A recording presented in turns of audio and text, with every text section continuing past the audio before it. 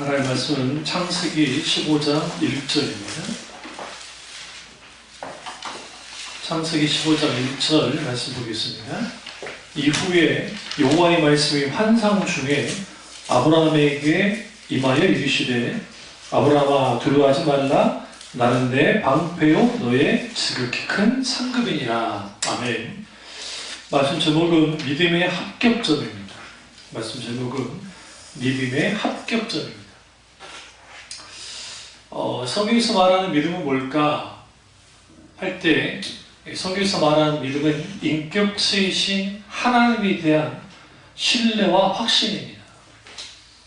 다른 정의도 여러 가지 있겠지만 성경에서 말하는 정의는 믿음이란 결국은 살아서 역사하시는 인격체이신 하나님에 대한 신뢰 그리고 확신하는 겁니다. 무엇을 확신하는 것인가? 하나님의 약속을 확신하는 거예요. 그러니까 오늘 이 본문을 보시면 그 본문 앞에 14장을 좀 이해해야 그 다음에 15장을 이해할 수 있습니다. 우리가 잘 아는 그 아브라함이 북방 민족이 소돔과 고모라를 쳐들어와서 이제 그들을 잡아갑니다. 이들은 메소포타미아 왕이라는 표현을 쓰는데 이제 북방 민족의 사람들이죠.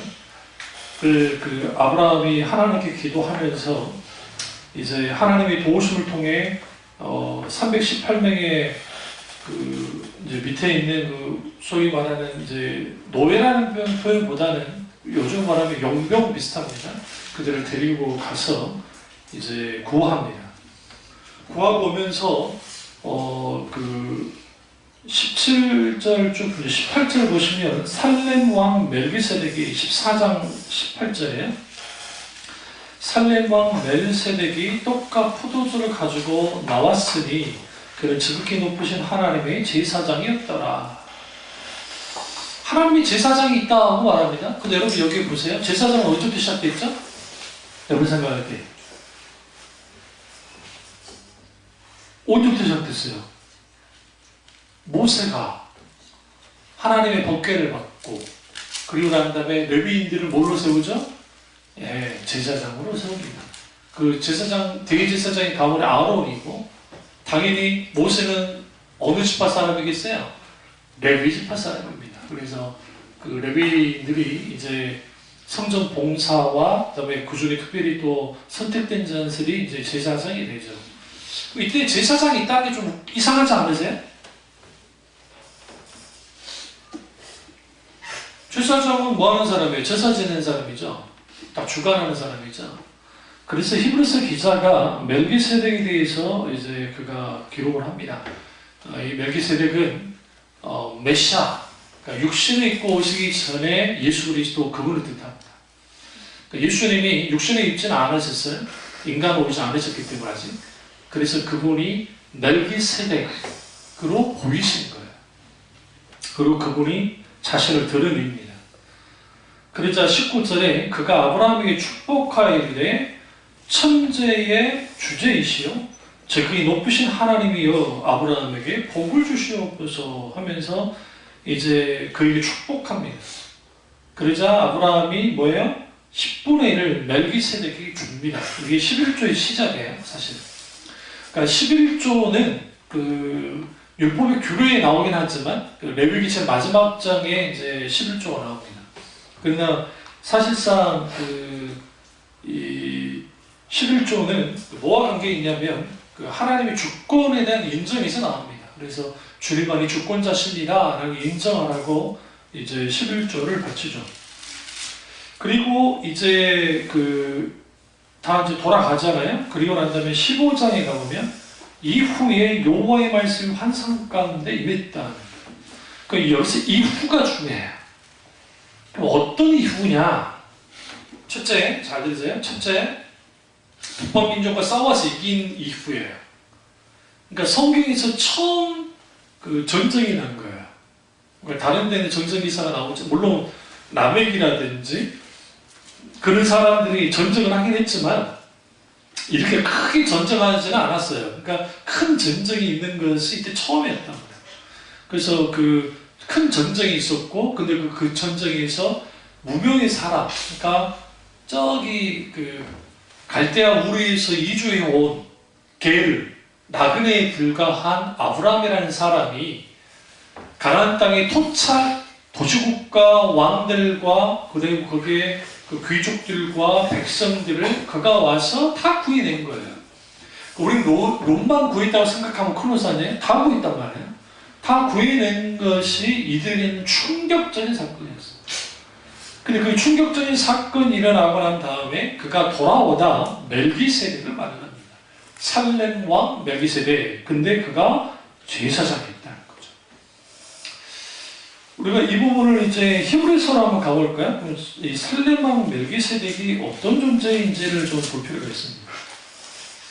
그 살렘 왕 멜기세덱과 관련된 말씀이 이걸 좀 먼저 보기 전에 좀 볼까요?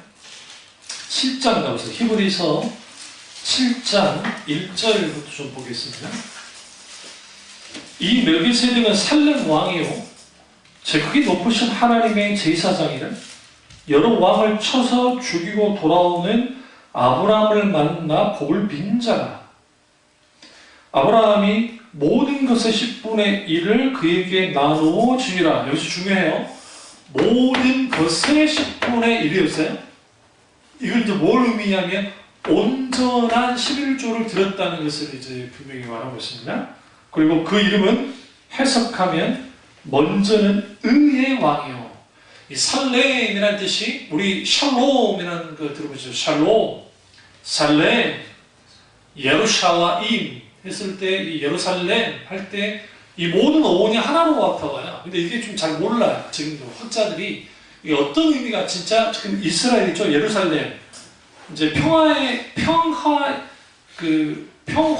도시라는 표현을 쓰긴 하지만 실제적인 원뜻이 뭔지는 몰라요. 근데 분명한 것은 여기에 성경에 그를 향해서 뭐라 해? 의의 왕이라 라고 표현하고 평강의 왕이라고 말합니다. 그리고 3절이 굉장히 충격적인 말이에요. 아버지도 없고 어머니도 없고 족보도 없고 시작한 날도 없고 생명의 끝도 없어 하나님의 아들과 닮아서 항상 제사장으로 있느니라. 이렇게 보면 하나님의 아들과 닮았다라는 표현이 한국식으로 이해하면 안 돼요. 무슨 말이냐면 성경은 언어상 히브리어나 헬라어 그 다음에 아람어로 되어 있단 말이에요. 어떤 부분은 이집트어가 들어있기도 해요. 성경에. 그리고 일단의 아라비아 지역에 있는 그 언어 형태가 들어오기도 합니다. 그리고 아시리아의 슈메르 지역에 있는 그 쐐기골 문자도 성경 안에 들어와 있어요. 그러니까 여러분들 성경을 그냥 번역본으로 보니까 그런 것이고 성경학을 공부하다 보면 여기 딱 드러나거든요. 근데 여기서 하나님의 아들과 닮았다는 게 그냥 단순히 그냥 닮았다는 표현이 아니라 그냥 그분의 아들이 나타나셨다는 의미로 이해하면 돼요. 그러니까 아버지도 없어요. 그리고 어머니도 없어요. 족보도 없어요. 누구예요? 하나님 외에는 없어요. 끝도 없는 거예요. 근데 이분이 어떤 하나님이냐? 성자 하나님이시다라는 겁니다. 근데 이 부분에 대해서 이제 그 주님이 그 대제사장으로서 오셔서 단번에 그 이제 제사를 드리는 부분에 대해서 분명하게 이제 말씀을 하시는데 이거예요. 히브리서 9장 27절을 보겠습니다.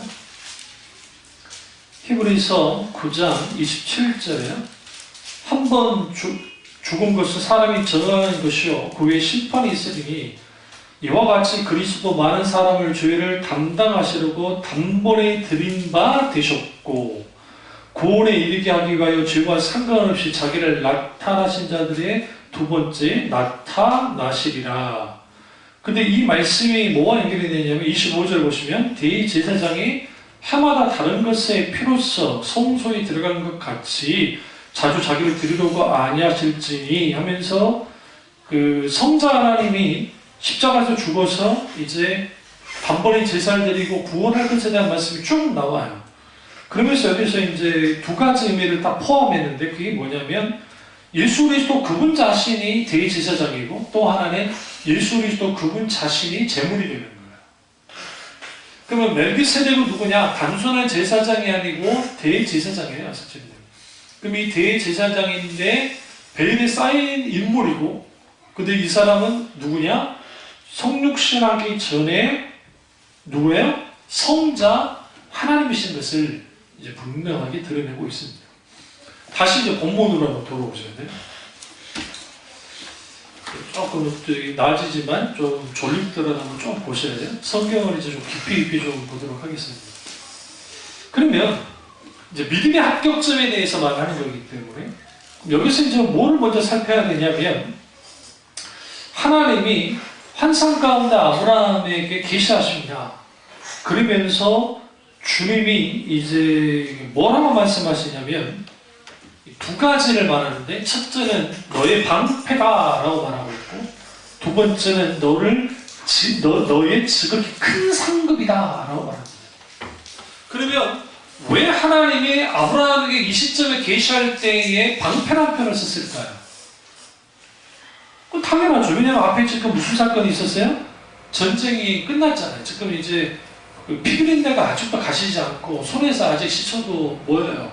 아직 피비린내가 날 때는 말이에요. 그런데 그런 상황에서 하나님이 내가 너의 방패야. 그러면 성경에서의 그 방패라는 의미, 그러니까 이 방패라는 의미는 우리가 생각하는 방패를 생각해도 돼요. 그러나 이제 이 방패라는 그 이 단어 속에는 뭘 담고 있냐면 하나님의 신명칭이에요. 이름이에요, 이름. 성경에서 하나님의 이름이 뭐 여호와 이레, 여호와 라파, 뭐 여호와 ጼ누베누, 뭐 의로우신 하나님, 뭐 승리 되신 하나님, 뭐 예비하신 하나님, 공급하신 하나님, 뭐 여러 있단 말이에요. 근데 그런 이름뿐만 아니라 성경에는 하나님의 이름이 수백 개 이상이 됩니다. 또 어떤 한처럼 수천 개 된다고 말하기도 하는데, 그러니까 우리 잘 들으셔야 돼요. 우리가 믿고 있는 하나님에 대하여 다 하나의 이름으로 주님에 대해서 딱 정확하게 표현할 수가 없어요. 우리 추억을 가볼까요? 주님이 좀 그 부분을 보길 원하는데, 왜 지금 이걸 살피냐면 믿음의 합격점에 가장 중요한 게 인격체신 하나님을 알아야 되기 때문에요. 출애굽기 3장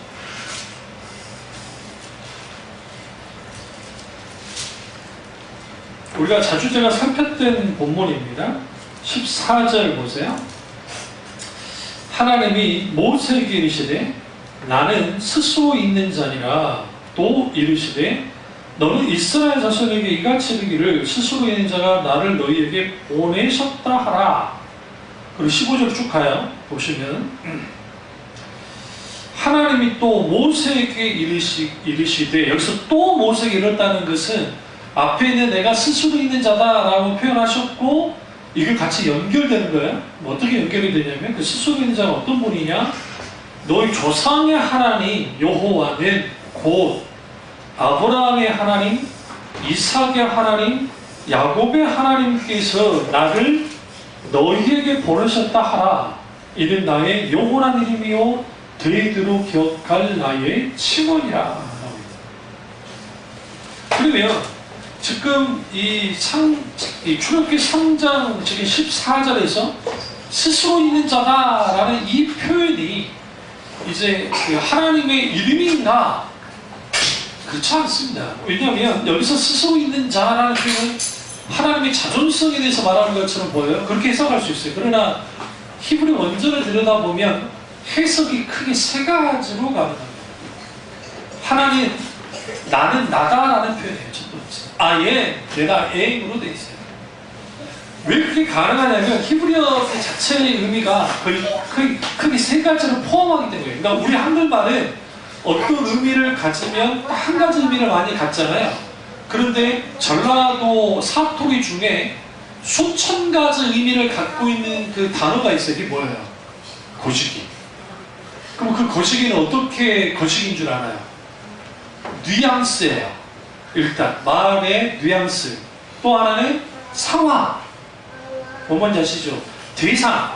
친구끼리 거시기하냐? 괜찮은데 아버지한테 거시기 하요? 그러면 이제 또 달라요. 그 거시기가 이 거시기가 다른 것처럼 지금 이 출애굽기 3장 14절에 있는 이 말씀은 결국은 좀 달라요. 그러니까 세 가지를 갖고, 하나는 나는 나다라는 표현이고, 두 번째는 오늘 본문에서 해석한 대로 나는 스스로 있는 자이다 라고 그렇게 해석할 수 있고, 세 번째는 I will be, that I will be로 해석할 수 있어요. 여기서 뭐냐, 내가 하나님인데 내가 이 하나님인 것을 내가 행동함으로, 내가 후에 내가 역사함으로 하나님인 것을 알게 하겠다라는 의미를 갖고 있어요. 이분이 성경에서 말하는 하나님이에요. 그럼 이제 여기에서 이제 뭐가, 어떤 단어가 나오냐면, 여기서 이제 순복음교회에서는 조이구 목사님 그분들이 이제 야훼라는 단어를 여기서 이제 차용해서 써요. 내가 너희의 여호와니라라는 표현을 주님이 이제 하세요. 근데 이제 16절을 보시면 이르기를 여호와 너희 조상이라는, 여기서 여호와라는 단어가 나오죠.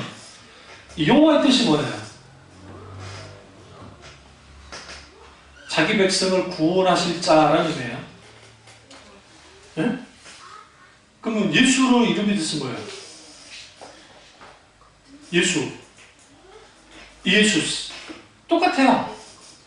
뜻이 똑같아요. 자기 백성을 구원할 자, 그게 예수라는 뜻이에요.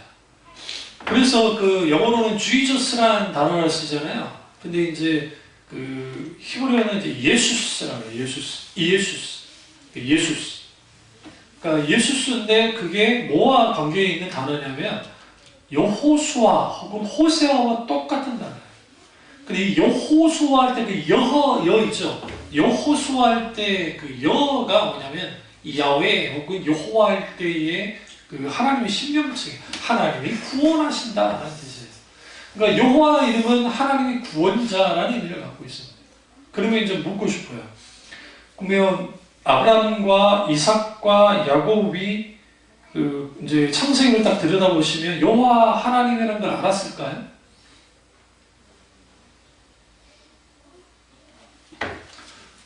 보시면 여호와께서 막 그런 말은 계속 단어가 나와요. 근데 정작 하나님이 아브라함과 이삭과 야곱에게 계시할 때는 여호와 하나님으로서 나타나지 않아요. 성경을 잘 보셔야 돼요. 어떻게 나타나느냐?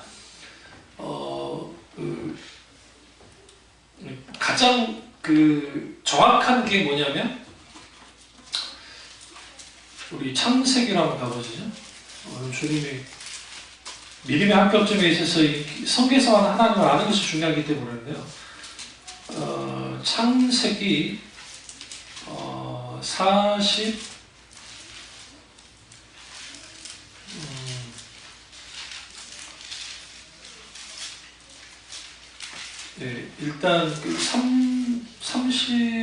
35장 놔두시고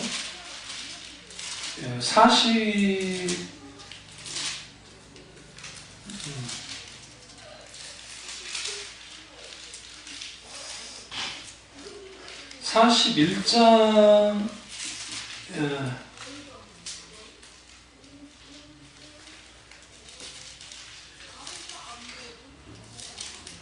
43장에 43장 14절을 보겠습니다. 여기 보시면 43장 14절, 전능하신 하나님께서 그 사람 앞에서 너에게 은혜를 베푸사 그 사람으로 너희 다른 형제와 베냐민을 돌려보내게 하시기를 원하노라. 내가 자식을 잃게 되면 이르리로다 라고 고백합니다. 그러니까 여기서 지금 창세기를 쭉 들여다보시면 아브라함과 이삭과 야곱의 하나님이 여호와 하나님인데, 그 여호와 하나님이 이때 계시될 때는 여호와 하나님으로 계시되지 않았어요. 그러니까 어떻게 계시됐느냐? 여호와 하나님으로 계시된 것은 모세에게 계시된 거예요. 왜? 모세의 이름의 뜻이 뭐예요? 물에서 건져내다는 뜻이죠. 건져내다는 말은 뭐와 관계되어 있어요? 구원과 관계되어 있죠. 그러니까 하나님이 모세에게 딱 자기를 계시하실 때 여호와 하나님으로 계시하셨고, 실제로 그가 여호와 하나님을 알았어요. 근데 하나님이 처음 호렙산에서 요 그 모세와 딱 대면할 때 하나님이 자기를 밝힐 때는 어떻게 밝혔냐면 아브라함과 이삭과 야곱의 하나님으로 밝힌다고요. 그럼 그 아브라함과 이삭과 야곱의 하나님이 어떤 하나님이냐? 엘샤다의 하나님인 거예요. 이제 전능하신 하나님. 여기서 보면 이게 엘샤다의 하나님이에요. 그러면 이 엘샤다의 하나님인 것이고 왜 그렇게 중요하냐? 당연히 중요한 게 전능하신 하나님께서 제가 이제 성경을 좀 찾기가 그러니까 하지만 창세기를 쭉 읽어보시면 아브라함, 그 다음에 이삭 똑같이 전능하신 하나님이 역사예요. 계속 엘샤다의 하나님이. 하나님이 여러분이 있다는 게 아니에요. 근데 하나님이 그분이 자기를 드러낼 때에 엘샤다의 하나님으로 드러내셨다고요. 그럼 엘샤다의 뜻이 뭐예요? 당연히 전능하신 하나님. 근데 우리 이제 이게 번역이 좀 잘못됐다 했잖아요. 왜 잘못됐냐면 잘못됐다기보다는 충분치 않아요. 여기서 엘샤다이를 성경학자들이 연구를 하다 보니까 아카드어 중에 아카드라는 언어가 있습니다. 그러니까 그 고대 문명 중에 제일 빠른 문명이 어디예요? 메소포타미아예요. 뭐 중국 사람들 자기들이 제일 뭐 오래됐다, 인도 사람들은 뭐 힌두 문명이 제일 오래됐다 하지만 이집트는 이집트에서 오래됐다 하지만 실제로 가장 오래된 게 메소포타미아인데 거기에 아카드 왕국이라는 게 있습니다. 그러니까 수메르 왕국이 제일 먼저 있었고 그 다음에 아카드 왕국이니까 아카드의 샤밧이라는 게 엄마의 젖가슴이라는 뜻을 갖고 있어요. 이 엄마의 젖가슴이라는 말은 무슨 말이냐면 이걸 조금 더 풀어 해석하면 젖을 먹이는 하나님이라는 뜻이에요. 사실. 그럼 젖을 먹이는 하나님은 뭐예요? 돌보시는 하나님. 그러니까 아브라함과 이삭과 야곱이 나그네로서의 삶을 살 때에 하나님이 엘샤다의 하나님으로 나타나셨고 실제로 그렇게 됐어요. 그러면 그 엘샤다의 하나님의 경험으로만 끝났냐? 그렇진 않아요. 그 대표적인 게 모리아산 사건을 한번 갈 필요가 있어요. 모리아산을 가보자. 우리가 잘 아는 그 모리아산? 저기 뭐예요?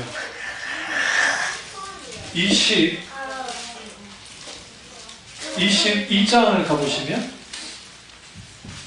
22장 14절 보시면 아브라함이 그 땅 이름을 여호와 이레라 하였으므로 오늘까지 사람들이 이르기를 여호와의 산에서 준비되리라 하더라. 그 이때 이 모리아 산에서 이삭을 아브라함이 바치라 할 때 하나님이 경험했다고. 아브라함이 경험을 해요. 뭐지? 하나님 경험을 해요. 그때 경험한 게 여호와 이레. 여러분 다 아시잖아요. 너무 이게 유명하니까. 근데 이 여호와 이레라는 의미가 이제 두 가지 의미가 있다 했잖아요. 그러니까 실질적으로 준비한다는 의미가 강해요. 여호와 그 의미도 있어요. 그러나 이 의미만 보면은 한쪽밖에 못 보는 것이고 또 하나의 의미는 뭐라했어요? 공급하신다라는 의미가 강해요. 여호와께서 공급하신다. 그러니까 아브라함이 모리아산에서 하나님을 어떻게 경험해요? 여호와 이레 하나님을 경험해요. 그러면 이제 한번 돌아와서 11장을 가보죠. 창세기 12장 1절 보시면 여호와께서 아브라함에게 이르시되 너는 너의 고장 친척 아비집을 떠나 내가 네게 보여줄 땅으로 가라. 여기에서 이 여호와께서 아브라함에게 이르셨다 할 때는 하나님이 지금 누구를 만나주는 거예요? 지금요? 아브라함을 만나고 있어요. 이때 하나님은 어떤 하나님으로서 나타난 거예요? 그 어떤 목사님들이 설교를 하실 때 그 12장 1절의 말씀을 이게 지금 갈대아우르에서 하나님 만난 장면이라고 말하는데 이게 아주 큰 그 오류를 범하는 거예요. 그러니까 성경을 쭉 보시면 이거는 갈대아우르에서 만난 게 아니고 이거는 하란에서예요. 하란에서. 어떻게 알 수 있느냐면 이거예요. 그 75세에 아브라함이 하란을 떠날 때 4절 보세요. 이 아브라함이 여호와의 말씀을 따라갔고 롯도 그와 함께 갔으며 아브라함이 하란을 떠날 때에 75세였더라. 그러면 지금 12장 1절에 있는 하나님이 만나신 그 장면은 어디에? 하란이에요. 근데 그가 어디서 나왔어요? 갈대아 우르. 갈대아 우르에서 나왔다면 어떻게 알 수 있어요? 그거는 저기 신약 사도행전에 그 스데반 집사의 설교에서 나와요. 내 조상 아브라함이 메소포타미아 땅에서 나왔다라고 합니다. 그 메소포타미아 땅이 뭐냐? 갈대아 우르에서 나온 거예요. 갈대아 우르라는 지역이 있는데 여기서 갈대아라는 것은 이제 어떤 의미냐면 붉은 땅이라는 의미가 있긴 있는데 그 의미는 수메르를 의미해요. 수메르 지역에 있는 수메르 왕, 그 수메르 제국 안에 있는 우르라고 하는 지역이 나왔어요. 그럼 그 우르에서 나왔는데, 그러니까 갈대아는 그 지명 명칭이 아니고 굳이 표현하면 나라 명칭이라 생각하시면 돼요. 근데 그 우르 땅에서 나왔을 때 스테반이 뭐라고 하냐면 아브라함이 그때 거기서 만났다는 거야. 그러면 하나님이 자기를 계시하실 때 자기를 만나주셨잖아요. 그때 아브라함이 경험한 하나님은 어떤 하나님이에요? 여호와 하나님의 아들이에요. 이때 경험한 하나님이 엘샤다의 하나님이에요. 전능하신 하나님. 그가 쭉 전능하신 하나님을 경험합니다. 믿음이, 잘 들으세요. 믿음이라는 것이 인간에게 생기려면 필요 조건이 필요하는데 하나님, 먼저 하나님이 찾아오셔야 되고, 첫 번째. 두 번째, 하나님이 은혜 베푸셔야 되고, 세 번째, 하나님과 만남이 필수적이에요. 그러니까 하나님을 살아서 역사하신 하나님을 인격적으로 경험한 적이 없는 사람이 자기가 하나님을 믿는다고 하는 것은 다 종교적인 거예요. 종교심이에요, 종교심. 그러니까 일종의 자기 신념에 불과해요. 자기 신념. 하나님 앞에서 우리의 믿음이 합격되려면 우리의 믿음의 출발이 하나님으로부터 시작돼야 돼요. 모든 믿음이. 그러니까 믿음은 다 하나님께로부터 근거하는 거예요. 우리로부터 근거하잖아요. 이거는 성경이 말하고 있고, 하나님을 우리가 알아야 돼요. 알려면 그게 반드시 필요한 게 뭐냐면 성령께서 우리를 조명하셔야 돼요. 조명이라는 표현은 뭐냐면 조명은 비추셔야 돼요. 깨닫게 하셔야 돼요. 알게 해주셔야 돼요. 그래야 거기서 하나님인 걸 알아요. 그러니까 아브라함이 처음부터 갈대아 우르를 나올 때부터 그 하나님이 구원의 하나님이고 이후에 이제 엘 올람의 하나님, 영원하신 하나님에 대한 경험을 그가 하고 여호와 일의 하나님을 경험해요. 근데 처음 나왔을 때는 아브라함이 하나님을 어떻게 믿었냐면, 잘 들으세요? 아브라함이 하나님을 믿을 때는 여러 신들 중에 하나로 여기고 나온 거예요. 일단은 어이 목사님, 아브라함은 처음부터 믿음이 좋지 않았나요? 그렇지 않아요. 아브라함 아주 대단한 사람이긴 하지만 처음부터 믿음이 좋았던 사람은 아니에요. 성경 잘 보세요. 왜 그게 추론이 가능하냐면, 이게 추론이에요. 그 이유는 뭐냐면 아브라함의 아버지 나홀이 어떤 사람이에요? 우상자예요. 메소포타미아 지역에 있는 그 우상들을 만든 일을 했고, 그럼 우상을 만드는 사람들은 어떤 사람들이냐면 그 사람들이 다 사실상 이방인 그 제사장급 되는 사람들이에요. 그러면 계급을 나눌 때에 그 왕과 귀족, 그 다음에 있잖아요. 그러면 왕이 있고, 혹은 아브라함 더 밑에 들어가면 이 왕보다 더 권위가 있는 게 이들도 권위가 있었는데 거의 비슷하거나 조금 밑에 있고 그 밑에 귀족들이 있어요. 그러니까 아브라함이라는 인물 자체가 우리가 생각하듯이 막 어디 촌사람도 아니고, 그게 아니라 아주 고도화된 사회 속에서 부자일 거는 말할 것도 없고, 그리고 그의 그 소위 말하는 그 지위부터 시작해 모든 것을 탈탈했던 사람이에요. 그런데 어느 날 갑자기 하나님이라는 존재가 나타나서 그를 부른 거예요.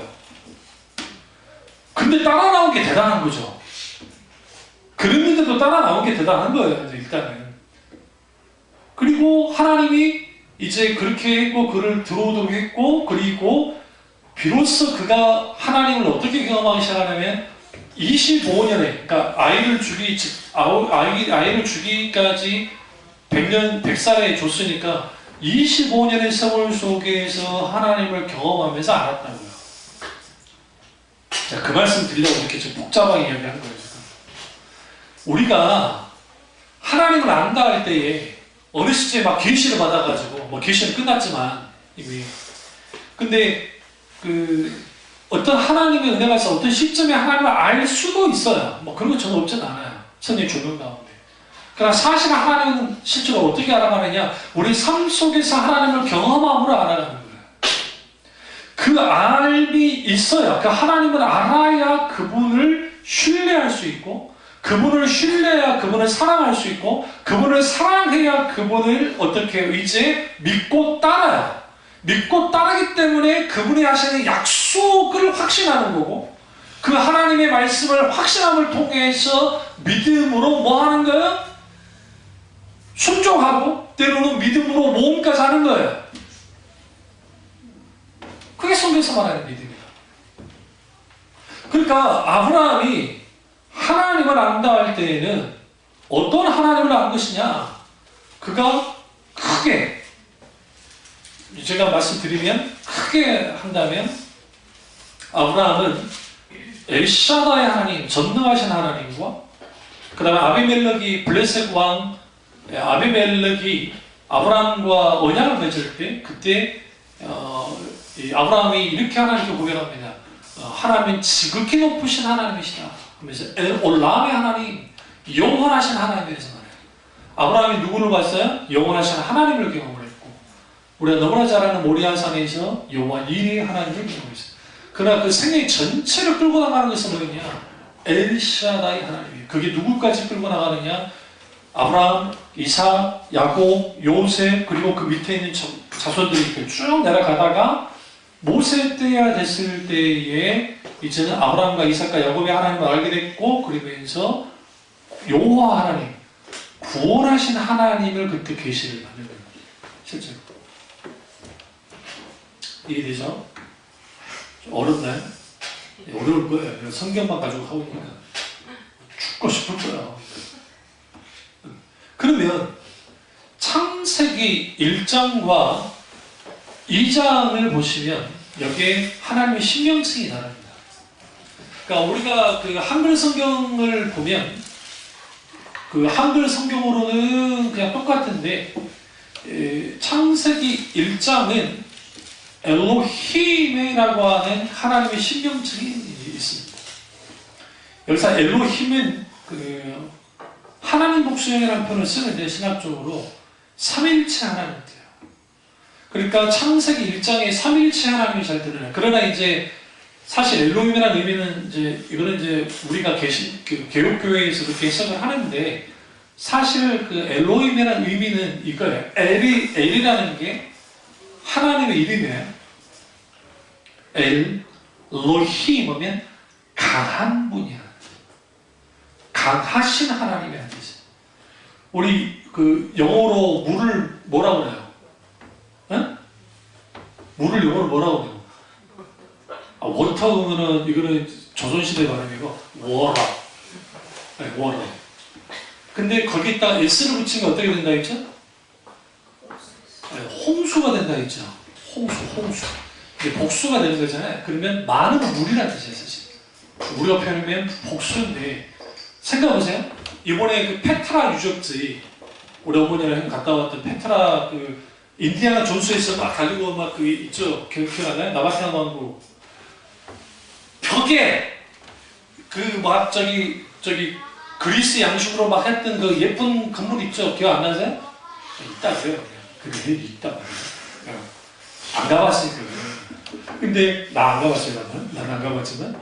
근데 거기가 그 자주 홍수가 나요. 그래서 그까지 들어가는데 그 위가 뭐 25m, 높은 데는 90m까지 이렇게 양쪽으로 이렇게 올라와 있대요. 그 밑으로 사람들이 막 다니는 건데, 거기에 다 물길이 그렇게 만든 거예요. 사막에 비가 오잖아요.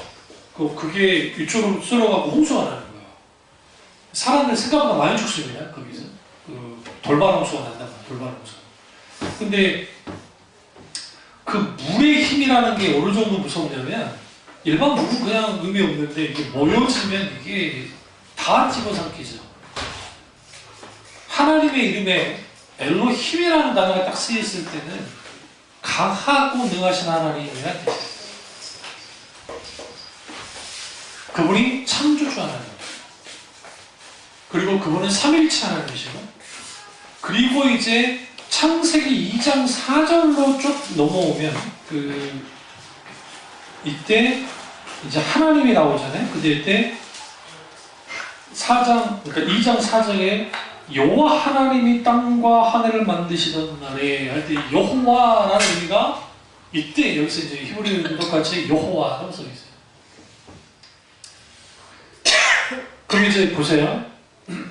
구원의 하나님이 모세 때 그냥 나타났다는 게 아니고 하나님이 인간에게 계시할 때는 인간이 이해할 수 있을 때 받아들일 수 있을 만큼만 계시해요, 자기를.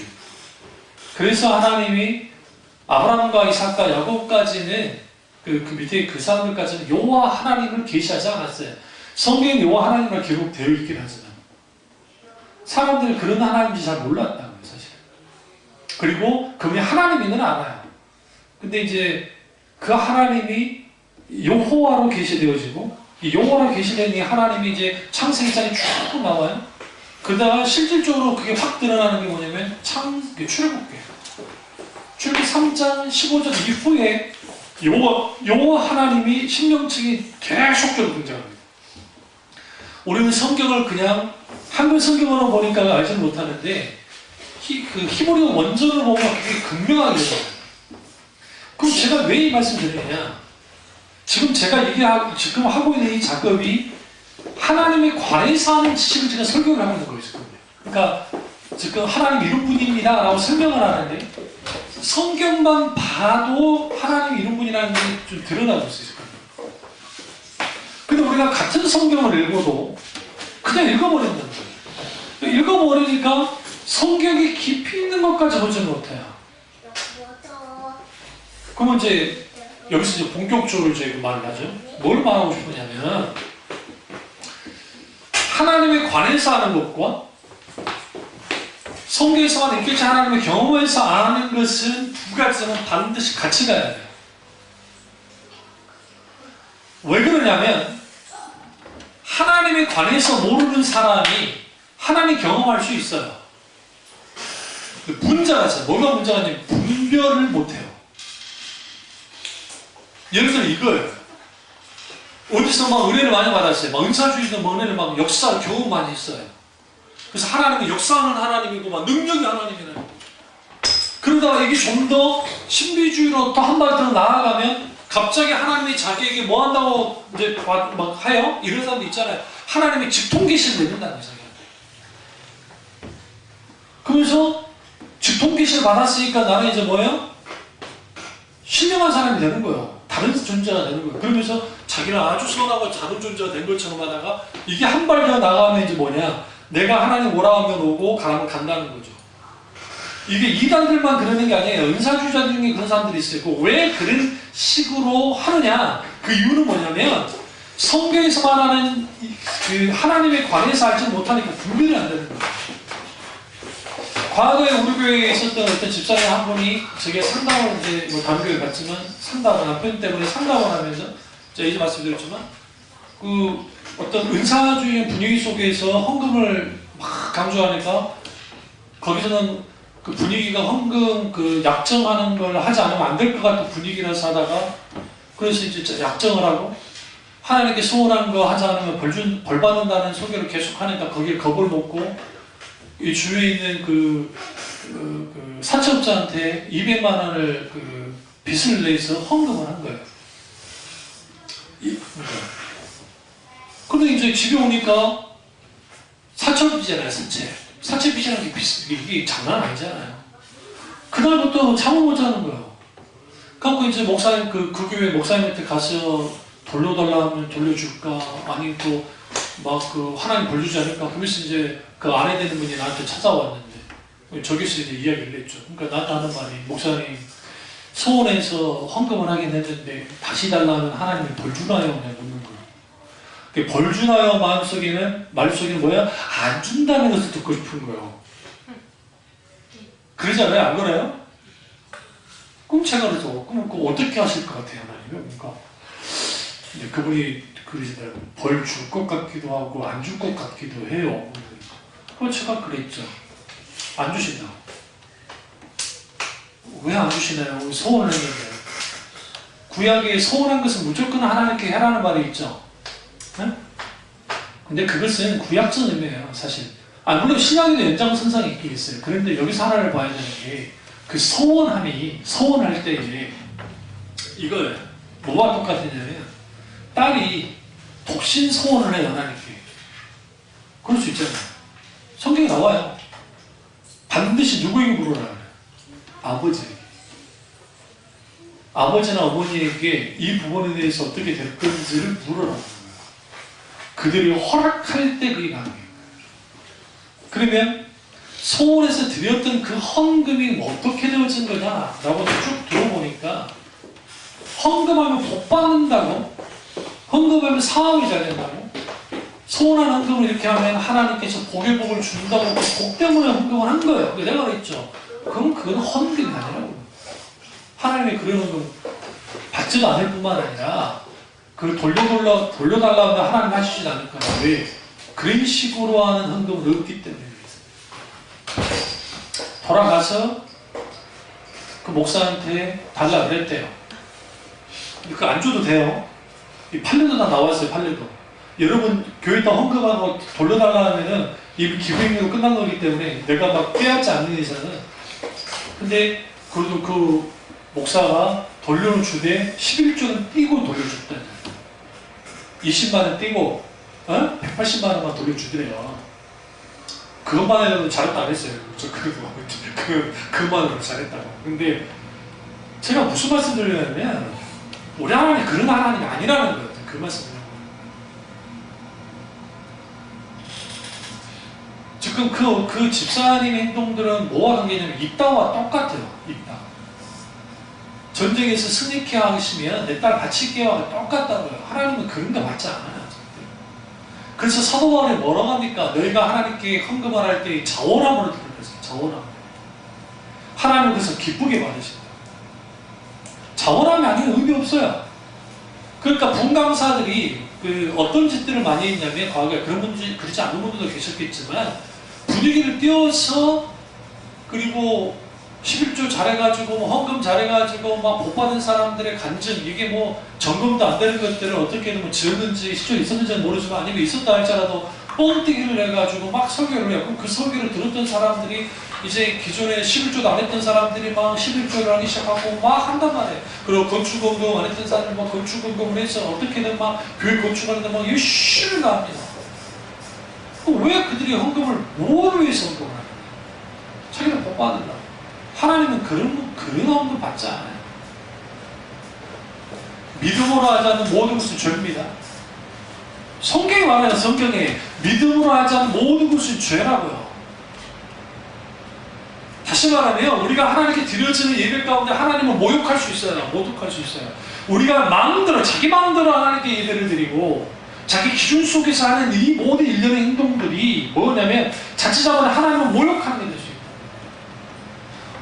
오늘 아침에 제가 오노미팅 찬양과 마커스 찬양을 듣고 이제 나왔는데 시간을 잠깐 듣고 왔는데 극명 차이를 봤어요. 누가 누구라고 말하진 않겠지만 한쪽은 너무 과할 정도로 막 멘트를 날리고 바이브레이션을 하면서 거기에 코러스와 함께 거기에 막 그 도레미파솔라 라톤을 가지고 아주 막 뜨거운 막 멘트를 막 중간에 날려가지고 하나님 하신다 막 하고 그 다음에 또 찬양을 막 하는데 한쪽은 그런 거 전혀 없이 하나님의 인도 가운데에서 오히려 찬양하다가 아멘 하면서 막 해요. 지금 이게 실황 녹음을 하고 있는 거예요. 근데 그 찬양 가운데 그 하나님의 은혜가 있고 또 그 가사 하나하나에 내 마음을 담아서 오직 하나님만의 영광 드리겠다고 하는 그 찬양 가운데 나아갔을 때에 거기에 자기가 지금 내가 지금 이거 지금 실황 녹음을 하고 있는 게 다 상관없이 내가 하나님을 높이기 원합니다 라고 하는 그런 것들을 보이는 거예요. 어떤 찬양을 하나님 드리겠어요? 그 멘트 잘 나가는 그분들이 음악적으로 훨씬 뛰어나요. 내가 봐도 보컬 능력도 훨씬 뛰어나요. 그러나 성령의 기름 부음과 하나님의 놀라운 임재는 그런 곳에 있지 않아요. 물론 그런 곳에도 하나님이 역사하긴 하지만 사실상 하나님이 받으실 만한 찬양일까 하면 좀 그쪽은 아니라고 했어요. 그러니까 오늘 젊은 그 찬양 사역자 친구들이 세상 가요처럼 막 찬양을 불러요. 그러면서 막 안무담하면서 막 소울을 담아야 된다고? 무슨 소울 담아가지고 막 하듯이 막 그렇게 하면 막 사람들 은혜 받을 것 같나요? 그 친구들은 왜 그 짓들을 하냐면 사람들에게 맞춰져 있기 때문에요. 음악적으로 뛰어난 친구들이에요. 대단한 친구들이에요. 그런데 하나님은 그를 통해서 하나님이 놀라운 하나님의 역사가 있지 않아요. 메갈문 목사님이 이분성 하면서 우리 그 찬양 이제 한국말로 번역돼 나왔지만 아주 단촐하잖아요. CD 사이즈는 하나. 그 다음에 목사님 그 다음에 뭐 누구도 별로 없고 그 이상이 그렇게 크지 않은 곳에서 어쨌든 찬양하는데 그게 기름 부음이 얼마나 강해입니까? 더 재미있는 게 같이 나와서 찬양하는 사람들의 다 모습들을 보세요. 그들이 다 하나님께 영광을 드리는 거죠. 제가 좋아하는 힐송의 나는 책이 난 그녀의 찬양 모습이 정말 좋아요. 왜 그러냐면 수만 명이 모여있는 곳에서 찬양할 때와 그분이 여자 목사님이신데 거리 전도 그 거리 있죠? 그 호주 거리에서 그 노방 전도할 때 찬양의 모습이 이제 그 유튜브에 올라온 것 같은 게 그런 날 본 적이 있는데 똑같아.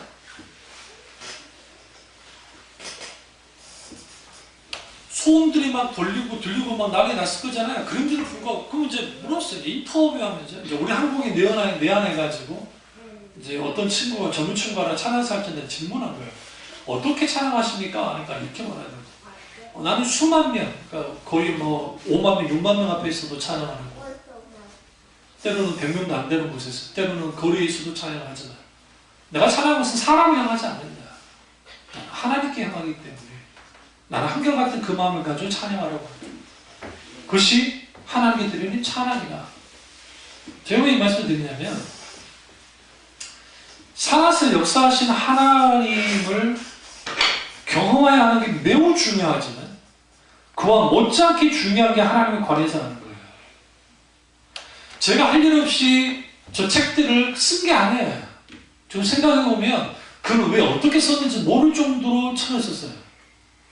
그 하나님을 아는 지식이라는 그 책 가운데서 하나님의 이름과 관련된 책이 약 195페이지 정도가 돼요. 그러니까 하나님에 관해서 아는 것에 대한 기억이 엄청나게 남아요. 근데 그게 제가 신학적인 그 지식을 총동원하고 그리고 여러 책들도 인용하면서 보면서 그 책을 쓴 거예요. 그리고 이후에 하나님 아는 지식과 관련된 그 제임스 이름 까먹었다. 어쨌든 그 목사님의 책이라든지 여러 가지 그런 책들을 제가 같이 하면서 했는데 그걸 통해서 믿음이 하나님께 인정을 받으려면 합격점을 받으려면 같은 믿음이에요. 그럼 어떻게 할 수 있느냐? 물에도 넘어지고 불에도 넘어졌던 아이의 아버지가 와서 이제 막 예수님께 뭐 할 수 있으면 그럼 할 수 있건 무슨 말은 믿으냐 능치 못해 연변이나 막 하잖아요. 그때 주님이 이분이 뭐라고 말씀하냐면 have faith 영어 조금 기억이 안 나. 어쨌든 그 하나님의 믿음을 가지라라고 지금 말합니다. 우리 한글 성경에는 하나님을 믿으라고 되어 있어요. 우리 한글 성경에 하나님을 믿으라. 근데 헬라어 원전이나 영어 성경에는 하나님의 믿음을 가져라고 되어 있거든요. 성경에서 말하는 믿음과 나의 믿음이 같아야 돼요. 하나님이 주신 믿음과 나의 믿음이 같아야 돼요. 여기로부터 믿음이 출발돼요. 처음부터 그걸 알고 믿지는 않아요. 무슨 지 아시죠? 잘 모르는 상태에서 할 수 있어요. 그래서 그러면 적어도 하나님에 관해서 알아야 돼요. 그럼 다시 15장으로 와서, 창세기 15장으로 와서 6절을 한번 보겠습니다. 아브라함이 여호와를 믿으니 여호와 하나님께서 이를 그의 뭐로 여기시고 의로 여기시고. 7절 쭉 보세요. 또 그에게 이르시되 나는 이 땅을 내게 주어 소유를 삼게 하려고 너를 어디에서 갈대아인의 우르에서 이끌어낸 뭐니라? 여호와니라.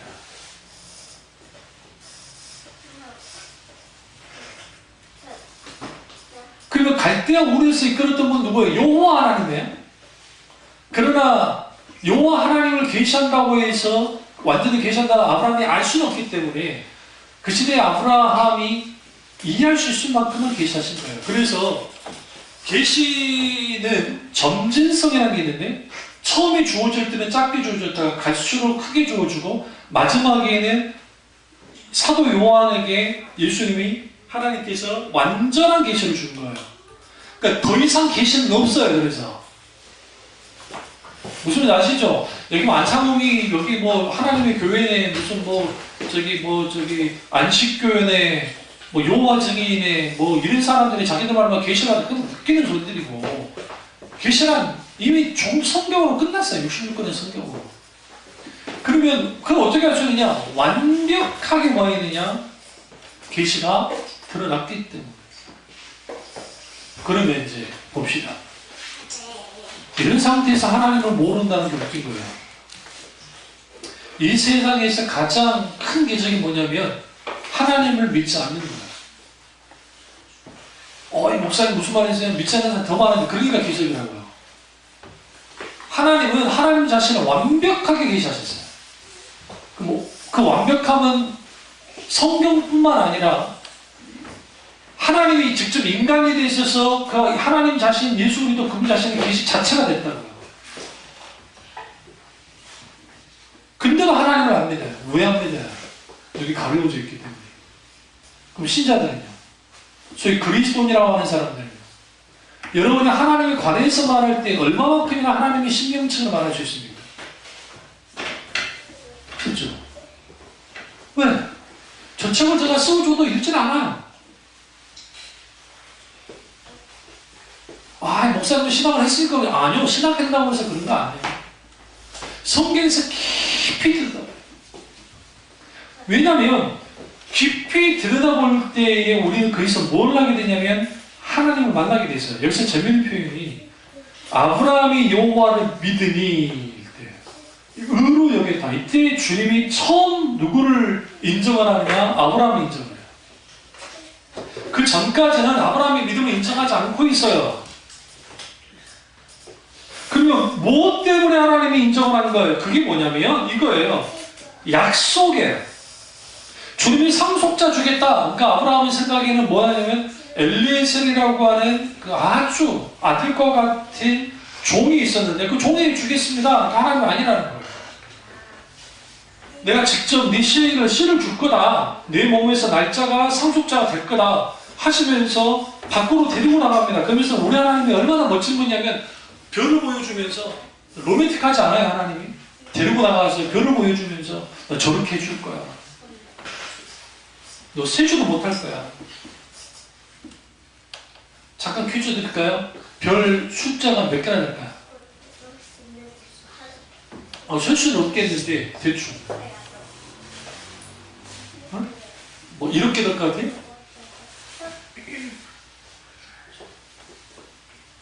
수천억 개, 수천억 개. 정답은 진짜 모르는 게 정답이고, 이 만원경을 쭉 보면 어마어마하게 많아요. 지나칠 정도로. 이 지나칠 정도로 많다는 것은 뭘 의미해요? 우주가 엄청나게 크다는 거예요. 상상을 초월하는 거예요. 이 큰 우주를 누가 만들었어요? 하나님이요. 무신론자들은 빅뱅에서 만들었다 하지만, 그러면 그 만드신 하나님 어떤 분이에요? 어마어마한 크신 하나님이죠. 그런데 더 큰 기적은 아니고 우주의 크기보다도 큰 기적이 뭔지 아세요? 인간이 하나님의 형상으로 창조된 그 인간이 그들의 생각과 마음을 우주로 품어버린다는 거예요. 우주만 품어요? 우주보다 크신 하나님을 품어요. 이게 인간이에요. 단순히 지식이 작용해서 되어진 게 아니라 하나님의 형상을 창조했기 때문에. 그래서 우리가 하나님을 만나야 되고 하나님에 관해서 알아야 되고 하나님을 깊이 해야 돼요. 그래야 우리는 말할 수 있느냐? 내 믿음이 어떻게 되어져요? 성경에서 말하는 믿음을 가질 수 있어요. 그래야 믿음이 합격이 돼요. 그럼 다음 주 이어서 이제 이 설교를 또 할 텐데, 여러분의 친구들이나 그 주위에 있는 사람들, 초신자 빼놓고요. 예수 믿는 얼마 안 되는 사람들은 뭐 어쩔 수 없이 그렇다 치고 대부분 그러니까. 하나님을 수단으로 여기는 사람이냐, 하나님을 유일한 이유이자 목적으로 여기는 사람이냐를 한번 보세요. 이건 우리를 향한, 여러분 자신을, 내 자신을 향한 말인 거예요. 하나님이 수단이 되어지면, 믿음의 자리라는 것은 내 인생의 한 끝머리 한 부분이 지나지 않아요. 그러니까 그런 사람에게 있어서의 줄송수라는 것은 한번 빠져도 괜찮은 것들이고, 하나님께 드리는 찬양과 예배와 이런 것들은 그렇게까지 진지할 필요가 없어요. 근데 하나님의 유일한 이유이자 목적 되어지면 우리가 하나님께 드려지는 모든 예배와 모든 것들은 완전히 달라져요. 쉽죠? EBS 프로그램 중에 세계적으로 그런 프로그램 말고 이제 다른 프로그램 중에 이스라엘이 나왔는데, 이스라엘 그 요르단하고 그 다음에 이제 이스라엘이 나왔는데, 이스라엘 그 예루살렘 그 통곡의 벽에 이제 마침 갔을 때 그때가 이제 유대 명절이었어요. 근데 명절인데 남녀노소 할 것 없이, 그러니까 그게 여자들은 그쪽으로 못 들어오고 여자들만 가는 쪽으로 가는 게 어쩔 수 없고, 남자들이 거기서 하나님 앞에 이제 이 사람들 구원이 없는 사람들이잖아. 율법 주장에 잘못된 사람들이긴 하지만 거기서 찬양을 하기 시작하는데, 내가 살면서 하나님께 저렇게 찬양해 본 적 있을까 싶을 정도로 몇 시간 동안 뛰면서 찬양합니다. 거기는 특별한 악기도 없고요. 없어요. 악기라고 이거예요. 손바닥 치는 거예요. 하면서 뭐 예를 뭐 샬롬 샬롬 예루샬라임 샬롬 샬롬 예루샬라임 예를로 샬롬 샬롬 예루샬라임 샬롬 샬롬 샬롬 샬롬 샬롬 샬롬 샬롬 샬롬 예루샬라임. 늙어서 잘 안 되는, 옛날에 이게 꼼지 않아요. 제가 이 말씀 드린 이유가 뭐냐면, 진지하게 여러분이나 저나 하나님께 드리는 예배가 어느 정도의 무게감이 있고 어느 정도의 가치가 있고 어느 정도의 중요성을 갖고 있나요? 여러분이 하나님을 알고 살아가는 만큼의 크기와 동일해요. 우리가 율법주의에 빠지지 않아 있다면, 근데 오늘날 너무나 많은 교인들이 그걸 몰라요. 그런 거 생각조차 안 해요. 그냥 나와서 주일날 예배 드려주면 되는 거예요. 그럼 끝나는 거예요. 그런 식의 신앙은 없다고요, 사실. 그래서 우리가 믿음의 합격점은 믿음의 출발이 하나님께로부터 나오고, 그 출발한 그 믿음은 반드시 하나님에 관해서 아는 것과 성령의 조명의 역사 속에서 하나님을 경험하여 아는 것이 함께 어우러졌을 때에 성경에서 말하는 하나님을 믿게 되고, 그리고 그 성경에서 말하는 믿음을 내가 하나님을 믿게 됐을 때 내 안에 있는 믿음이 성경에서 말하는 믿음이 될 뿐만 아니라, 당연히 우리는 누구와 연결이 되냐면 아브라함과 이삭과 야곱의 하나님이 나의 하나님이 되는 거예요. 여러분의 하나님이 되어지는 거예요. 그러면 내가 만드는 하나님인가 아니면 성경에서 말하는 하나님인가가 분명하게 드러나요. 분명하게. 거기로부터 하나님을 보실 때에 어떤 믿음에 대해서 인정하실까요? 당연히 아브라함과 이삭과 야곱의 하나님의 그 믿음을 갖던 그 같은 믿음, 그 믿음을 저와 여러분이 갖기를 주님의 이름으로 축원합니다. 기도하겠습니다. 기도하실 때 오늘 이 말씀이 나의 말씀, 우리 말씀 되게